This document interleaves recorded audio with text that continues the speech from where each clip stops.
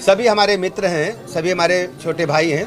और जंतर मंतर पर जो आप देख रहे थे कि कल जो धरना प्रदर्शन हुआ उसमें आप सब की एक हमें पत्र मिला है। उस पत्र को हमने अपने केंद्रीय नेतृत्व को दिया है और केंद्रीय नेतृत्व ने कहा है कि हमारे जो साथी हमारे युवा साथी जो जंतर मंतर पर धरने पर बैठे थे उनकी मांगों पर हम विचार करेंगे, गंभीरतापूर्वक विचार करेंगे और किसी भी स्थिति में अपने देश के युवाओं का, अपने देश के छात्रों का कोई नुकसान नहीं होने देंगे और सबको साथ लेकर के चलेंगे।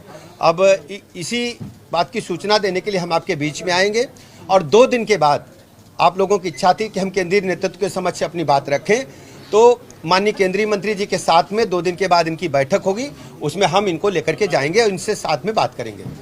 अब मैं हर्ष से कहूँगा कि अपनी बात रखें। मेरा कहना है कि कहीं ना कहीं सर लोगों ने हमारी बातों को सुनने का प्रयास किया, बहुत धन्यवाद। लेकिन हम बच्चों के साथ थोड़ी सी बर्बरता हुई है, जो गरीबों के साथ बर्बरता हुई है उसको देखा जाए कि शांतिपूर्ण प्रदर्शन जब भी हो तो उस पर ध्यान दिया जाए।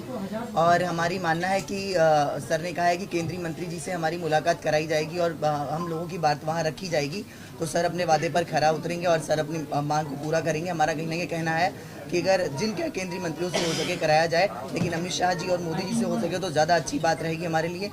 लेकिन फिर कोई भी मंत्री हो, सभी हमारे लिए बहुत रिस्पेक्टेड है और हमारा कहना है कि इस विषय पर एक बार गंभीरता से चर्चा करने की आवश्यकता है। और क्यों हम इस विषय को पीछे छोड़ते जा रहे हैं, सिर्फ राजनीतिक षड्यंत्र बनाते जा रहे हैं। और सर का बहुत आभार है जो सर ने हम लोगों की बात को सुना और आगे तक पहुँचाया, क्योंकि सर ही हमारी बात को आगे तक पहुंचा सकते थे और कोई ऐसा जरिया नहीं था हमारे पास। तो सर ने हम लोगों की बात सुनी, इसके लिए सर का बहुत धन्यवाद। बहुत बहुत आभार आप सबका। विषय था, इस पर विस्तृत बात हम 2 दिन बाद आपके समक्ष करेंगे। हम दोनों ने बात रखी है, 2 दिन बाद माननीय केंद्रीय मंत्री के समक्ष हम लोग फिर बात करेंगे और पूरा विस्तृत विवरण मिलेगा। और पत्र में पढ़ रहा हूँ,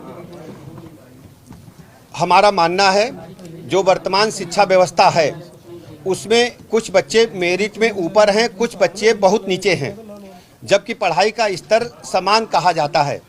हमारे आंदोलन का मुख्य मुद्दा है सभी छात्रों में बौद्धिक क्षमता का समान विकास हो, जिससे आगे के प्रोफेशनल कोर्स में समान अवसर मिल सके।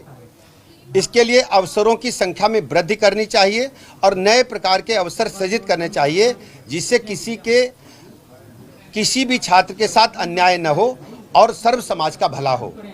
ये हर्ष जी ने हमें दिया है। इस पत्र को हम अपने केंद्रीय नेतृत्व को सौंपेंगे और 2 दिन के बाद माननीय केंद्रीय मंत्री जी के साथ फिर बैठक होगी और पूरी बात हम फिर आपको बताएंगे। बहुत बहुत धन्यवाद।